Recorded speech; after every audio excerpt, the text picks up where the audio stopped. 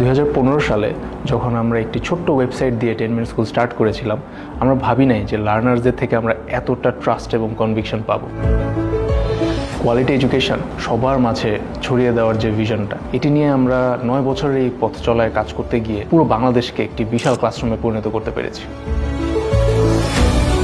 2017 সালে আমি যখন 10 মিনিট স্কুলে আসি, আমি শুরু করেছিলাম একজন টিচার হিসেবে, আর এখন আমি 10 মিনিট স্কুলের একজন কন্টেন্ট ম্যানেজার। যে কোনো কন্টেন্ট বানানোর ক্ষেত্রে আমরা চিন্তা করি আমাদের লার্নারদের লাইফে এটার ইম্প্যাক্ট কতটুকু। একটা জিনিস আমরা বানালাম কিন্তু সেটা তাদের কাজে আসলো না, এমনটা যাতে কখনোই না হয়, এটা আমাদের টপ প্রায়োরিটিতে থাকে।